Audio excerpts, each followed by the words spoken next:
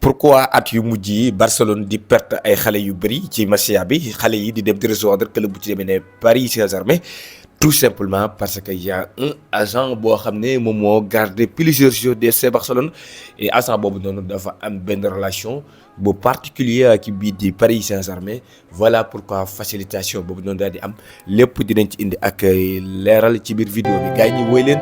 di topp chaîne YouTube bi di Rewmi Sport abonné partagé activé lii di cloche bi pour ça bépp vidéo bu ñu dugal rek ngeen daal di bokk si ñi koy njëkk gis fii ci Rewmi Sport gars ñi sawatina like et abonné partagé après bac bi ñëw ci xibaar yi. démb ci altine gi la officiel Manchester City daal dinañuy am ab défenseur bu bees di kii di Marc Guéhi donc di défenseur international donc anglais ancien capitaine bu ci bii di Crystal Palace équipe bii di Manchester City jënd ko entre 20 jàpp 25 millions d'euros après donc 6 mois de contrat yi nga xam ne moo ko dese woon pour que contrat am jeex équipe bii di Crystal Palace. moom nag di kii di Marc Guéhi daal di considérer équipe bi di Manchester City comme kii di meilleur club anglais ki nga xam ne moom ci de Pep Guardiola donc demande woon ki nga xam ne mooy Hugo Viana mu defal ko recrutement bi nii après plusieurs blessures yoo xam ne nemmeeku nañ ko biir Manchester City comme la blessure de Cavajol ou bien même la blessure de Ruben Dias.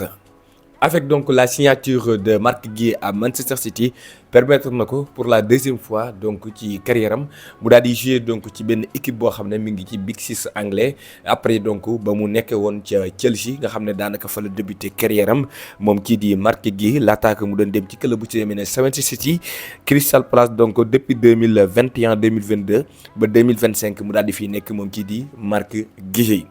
moom nag nekkul premier recrutement bu kii bi di Manchester City depuis 1 an ndaxte bu ñu seetloo ci 12 derniers mois yi maanaam daal at mi ñu génn war a boog sax lu mat benn at équipe bi di Manchester City li mu jënd ci ay joueurs lépp mën na 11 de départ ñoom Donnarumma Vitor Reis Marc Guéhi Ait Nouri Khosanov Nico Gonçalves kii di Naypan Tidjane Reinders ki nga xam ne moom ñu tuddee Antonio Semenyo Ryan Cherki ba ci même kii di Omar Mahmouz loolu lépp c'est des recrutements yoo xam ne ñu ngi ko def ci les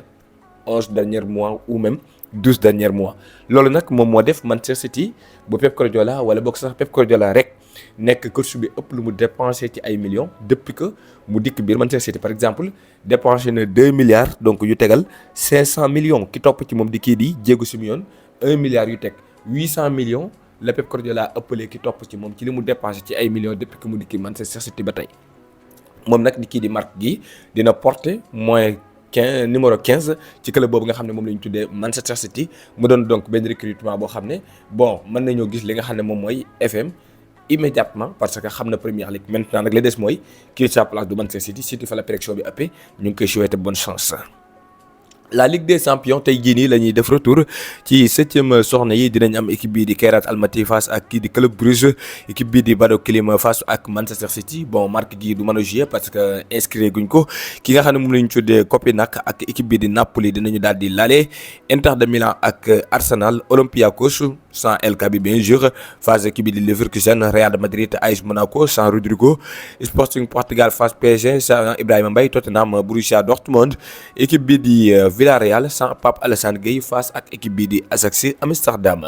tey jii nag Paris Saint-Germain war a jouer ak équipe bii di Sporting sans donc kii di Ibrahima Mbaye et Achraf Hakimi est-ce que xam ngeen ne depuis ba saison bi commencé ba tey Ligue des Champions Paris Saint-Germain am na 11 buteurs différents maanaam Paris am na fukki joueurs ak benn yu wuute yoo xam ne ku nekk dugal na loolu ñoom kese ñoo ko fi def actuellement cette saison en Ligue des Champions fukki buteurs ak benn yu wuute Paris rek moo ko fi def donc en Ligue des Champions loolu lay wane na Paris ñëppay dugal. équipe bi di Napoli félicité tey jii ci suba gi Kalidou Koulibaly ci champion d'Afrique bi daal dinañu prolonger le contrat de kii di Nekita ci fàttali di gardien de but troisième gardien parce que premier gardien bi mooy Alex Meret deuxième gardien bi mooy Milinkovic Savic wala Milinkovic Savic première donc Alex Meret deuxième dañuy faral di dugalante lu bëri donc prolongé nañu ko ba 2031 moom nag par rapport ak fi ñu ko formé ak expérience bi dina leen jàppale lu bëree bëri. comme ni ñu leen ko annoncé woon accord total am na diggante Juventus du terrain ak ki nga xam ne moom mooy joueur bi di Jean-Philippe Mateta pour un contrat de 4 ans oui accord entre le joueur et le club ça veut dire que la Juve daal dinay jot kàddu ki nga xam ne moom la ñu tuddee Mateta, mais donc la Juve amagul accord ak équipe bi di Crystal Palace et foofu nag fa la xajam bi nekk malgré que donc mi ngi ci fin de contrat 2027 mais Crystal Palace demande 40 à 45 millions pour mën a bàyyi attaquant bi bu dem et pendant ce temps équipe bi di Juve bëgg a weesu 25-30 millions et loolu nag mooy xaw a ñuul ci soow mi te tey jii nii mooy doon dernier jour de négociation pour la Juve ça veut dire que Juve tey jii nii bu mënut am accord ak équipe bii di Crystal Palace day abandonné piste kii di Mateta pour mën a dem seeti keneen parce que fukki fan moo des ci mercato bi mënuñoo topp ci dossier bi rek bu mercato bi jeex ci fàttali nag Mateta c'est normal 28 ans la am jot na mu dem ci club buy jouer Ligue des Champions pour mën a gën a assurer place am ci coupe du monde bi ak équipe nationale bu France. dañuy wax ci kii di Edin Dzeko ancien attaquant bu équipe bii di Manchester City ak équipe bii di AS Rome. jamono ji ñu toll nii bon après ba Fiorentina jotee recruter quelques joueurs bon li mu bëgg mooy quitter ci club bi de toute façon première partie saison bi amul temps de jeu bi mu soxla dëgg-dëgg moom kii di Edin Dzeko jamono ji mi ngi waxtaan ak benn club bu nekk ca deuxième division championnat bu Bundesliga wala Bundesliga 2 di kii bii di Schalke 04 nga xam ne actuellement moom mooy leader waxtaan bi avancé na mais nag matagul ni mu war a mate moom nag ci fàttali Edin Dzeko li mu bëgg mooy nekk ci meilleur niveau ndaxte Bosnie am na chance toujours pour qualifier prochaine coupe du monde ndaxte le 26 mars dina jouer donc match barrage contre équipe bi di waa Pays de Galles bu kii di Gradbell kon négociation yi mi ngi continuer dañuy wax ci benn dossier sur le dossier de Doro Fernandez ñu Pedro Fernandez mais ñu koy woowee Doro donc am accord équipe bi di Paris way l'accord donc est donc officiel accord bi am na diggante Paris Saint-Germain ak le joueur jamono ji ñu toll nii ki nga xamante ne moom la ñu tuddee Doro dafa pare pour dem comme Ousmane Dembélé ça veut dire que le PSG day lever la clause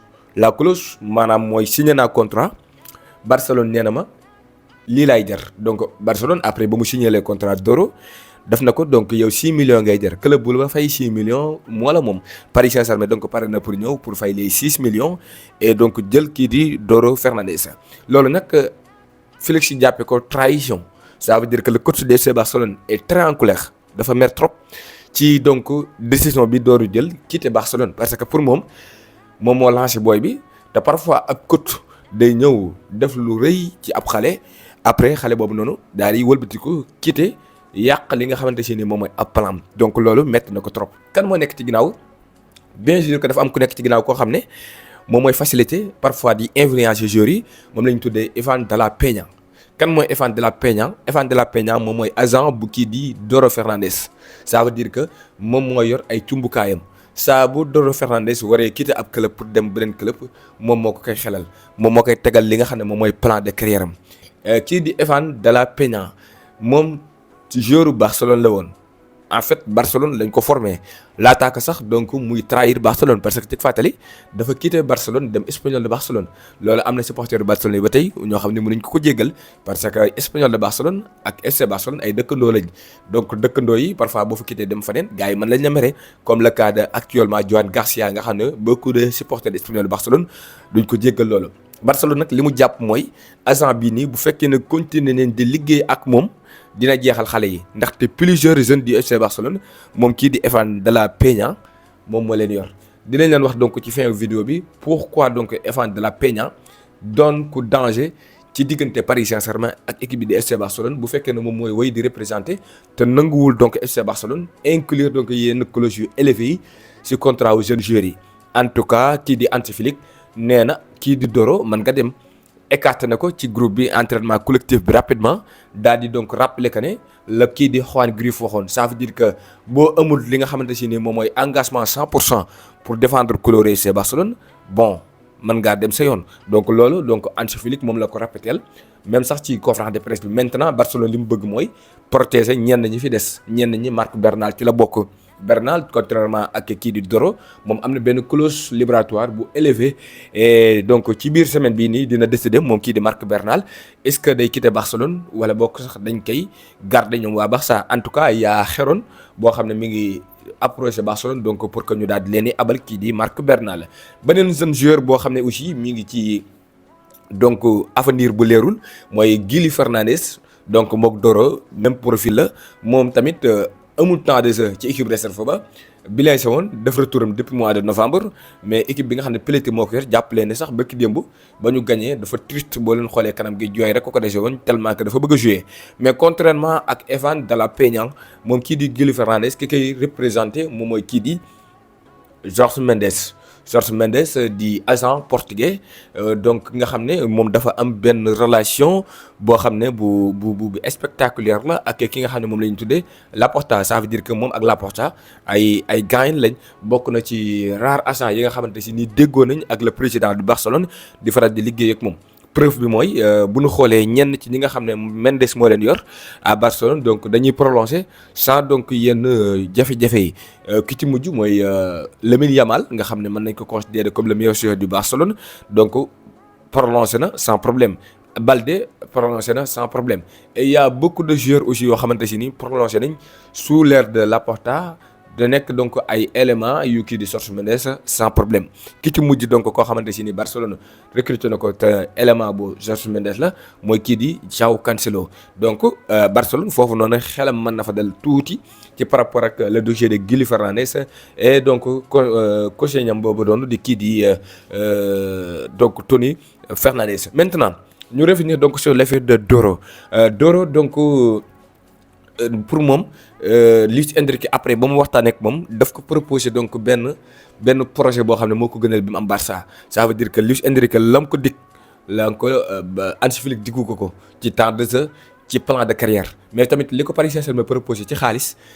Barcelone proposé wu ko te en plus day am prime de signature. Ça veut dire que dañ ko jox benn ndàmpaay boo xam ne aussi Barcelone du ko jox ba pare pour signer contrat. Moom nag du premier joueur bu quitté Barcelone ci colosse maanaam koo xam ne dañoo ñëw rek fay njëgam. yaa donc ku ci mujjum kii di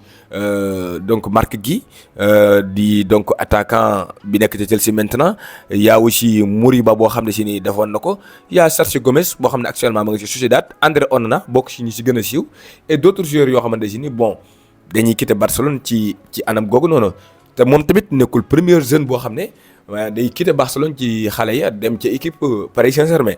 Ki ci mujj mooy kii di Arnau Tenace aujourd'hui mi ngi joué à Villarreal di gardien de but. Y a aussi Xavi Simons xëy na mu gën cee siiw ñu jógee ci académie ba dem ak ki nga xam ne moom la ñu tuddee Doro. Donc aujourd'hui Barcelone li mu gëm mooy que Doro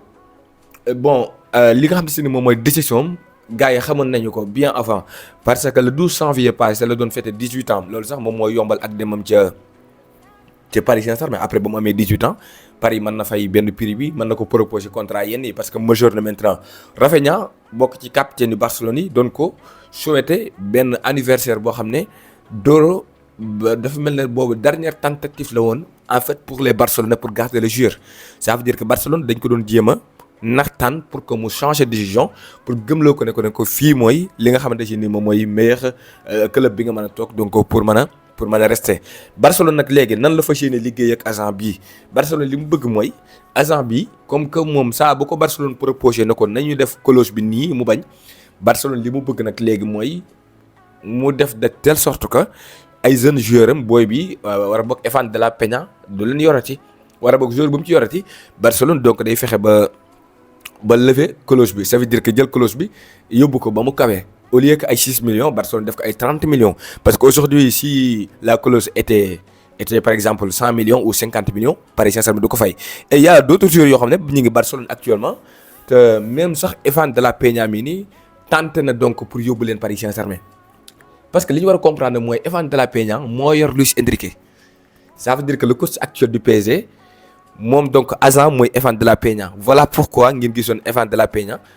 fexe donc ba am négociation yu naroon a am diggante Paris Saint-Germain ak bii di Barcelone pour le départ de Gavi. Ça veut dire que même essayé na pour placer Gavi fële nga xam ne si ni moom mooy ca biir Paris Saint-Germain donc ànd ci ak ki nga xamante si ni moom mooy Luis Enrique. jéem na ko ci Eric Garcia parce que agent par intermédiaire la pour Eric Garcia parce que dama koy faral di wax dafa am agent principal. Ça veut dire koo xam ne si moom nga jël am koo xam ne si nag parfois day doon conseiller donc jël na Eric Garcia aussi pour placer ko au PSG. kon nañu xam ne li tax donc affaire bi danger un peu ci côté jeunes yi nekk Barcelone te am yenn clause yu li te am talent mooy que Luis Enrique ci boppam ki ko yor moom moo yor yéen ñi nga xam ne ñoom ñoo nekk biir Barcelone kon loolu mooy facilité biir mi kon Luis Enrique pare na pour donc récupérer benn crack benn espoir donc football barcelonais maintenant Barcelone donc li ñuy bañ léegi mooy la amoon 2017 am Barcelone ak Paris Saint-Germain ba Paris Saint-Germain ñëwee fay 222 millions ci Neymar war boog ba pare ñëwee fay 222 millions ci Neymar jël ko parce que clause noonu la clause bu la neexee doo négocier ak club ba mu nekk da ngay ñëw rek jël xaalis bi déposé ko au niveau de trésorier de la Liga et jël joueur bi Barcelone nag ak Laporta donc dinañu def ab benn réunion diggante ñoom ak PSG pour que ñu waxtaan mbir mi ci dal ça veut dire que Barcelone Paris du dem ci ginnaaw rek fay 6 millions yi day ñëw toog ak table ci Barcelone yëgal leen donc ne ñi ngi fay donc mën nañoo fay sax même plus de 6 millions lépp donc pour rafetal mbir mi ça veut dire que Barcelone ak Paris seen réeroo gi amoon léegi ak juboo xaw naa am ci par rapport ak fayen gu ñaaw ou bien donc di négocier ci suuf te amoo ci accord club bi kon sauf retournement de situation bu dara amul ci waxtu yu mujj ci lu bette ki nga xam ne moom ñu tuddee Bruno Fernandes dina quitter Barcelone ci biir semaine bii nii war a bokk la semaine prochaine et rejoindre PSG jërë ngeen jëf.